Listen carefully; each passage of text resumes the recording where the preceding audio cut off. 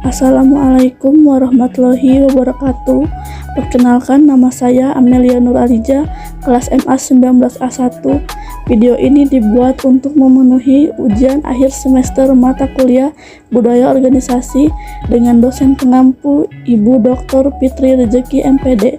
Dalam presentasi ini saya akan menjelaskan mengenai budaya organisasi perusahaan pos Indonesia. Tentu saja di sini saya akan membahas sedikit tentang sejarah perusahaan pos Indonesia.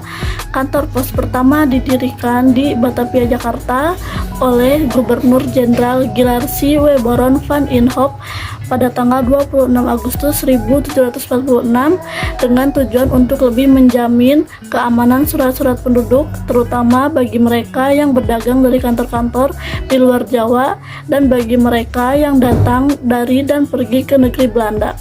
Sejak itulah pelayanan pos telah lahir mengembang peran dan fungsi pelayanan kepada publik. Setelah kantor pos Batavia didirikan, maka 4 tahun kemudian didirikannya kantor pos di Semarang untuk mengadakan perhubungan pos yang teratur antara kedua tempat itu dan untuk mempercepat pengirimannya. Rute perjalanan pos ini kala itu ialah melalui Karawang, Cirebon, dan Pekalongan. Adapun selanjutnya perubahan logo pada perusahaan pos Indonesia. Yang pertama itu ada PN Postel atau Pos dan Telekomunikasi, yang kedua itu Republik Indonesia, Giro dan Pos, yang ketiga itu dengan logo Pos Indonesia untuk Anda, kami ada, dan yang terakhir dengan logo Pos Indonesia. Selanjutnya ada visi dan misi pada perusahaan pos Indonesia. Visinya yaitu menjadi postal operator, penyedia jasa kurir, serta logistik dan keuangan paling kompetitif. Sedangkan misi yaitu bertindak efektif untuk mencapai performance terbaik.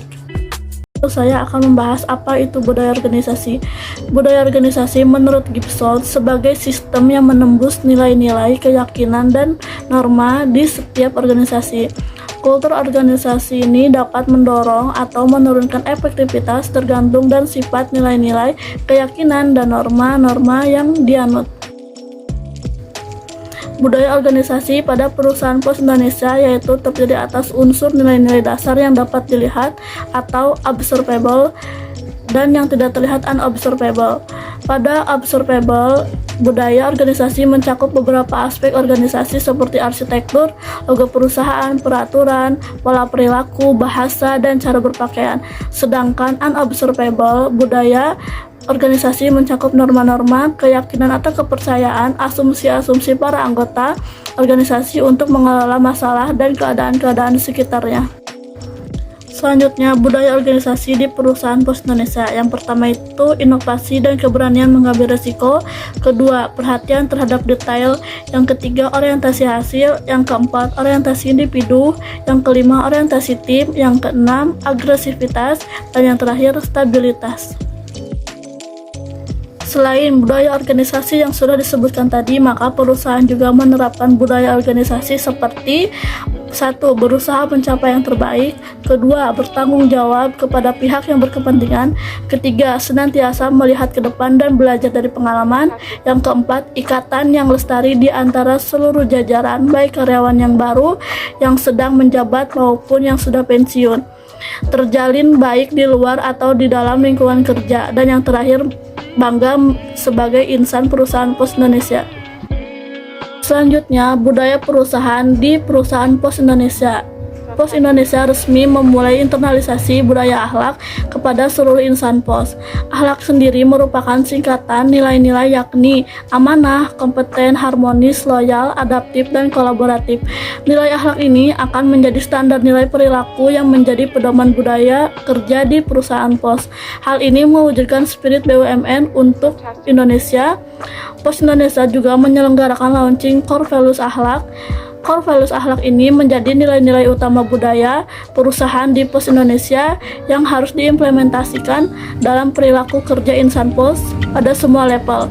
Hal ini akan selaras dengan strategi bisnis pos Indonesia yang akan mendorong insan pos Indonesia untuk berkinerja lebih baik lagi. Nilai-nilai utama budaya perusahaan dirumuskan dalam akronim akhlak. Nilai-nilai utama budaya perusahaan akhlak juga mengandung pesan dan semangat, yakni yaitu kami bekerja secara amanah dan kompeten dengan membangun hubungan yang harmonis dan sikap loyal, menjalankan bisnis secara adaptif, serta mengembangkan kerjasama kolaboratif. Lanjut, pengembangan organisasi perusahaan Pos Indonesia. Dalam pengembangan organisasi ini terdapat pelayanan. Pelayanan tersebut terbagi menjadi dua, yaitu jasa surat dan paket dan jasa keuangan. Jasa surat dan paket terdiri atas pos ekspres, surat pos biasa, paket pos, pos kilat khusus, dan express mail service. Sedangkan jasa keuangan yaitu postpay, vessel post, giro post, fund distribution, dan bank channeling.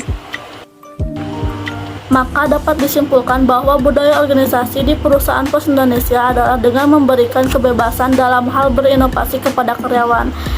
Dengan berinovasi, perusahaan harus memberikan reward atau punishment system sebagai alat motivasi kepada karyawan yang sudah mengembangkan pemikiran ide kreatif dan inovatif. Rasa kepercayaan yang dibangun melalui reward ini, meskipun sekadar apresiasi, membuat karyawan memberikan kinerja atau performa yang lebih baik kepada perusahaan. Begitu juga dengan core values akhlak, di mana budaya ini menjadi nilai-nilai utama budaya di perusahaan yang harus diimplementasikan dalam perilaku kerja insan pos pada semua level. Maka adanya budaya tersebut, perusahaan Pos Indonesia dengan strategi bisnis yang akan mendorong insan pos untuk berkinerja dengan lebih baik lagi. Sekian video presentasi yang dapat saya sampaikan mengenai budaya organisasi di perusahaan Pos Indonesia. Kurang lebihnya mohon maaf. Wabillahi taufiq wal hidayah. Wassalamualaikum warahmatullahi wabarakatuh.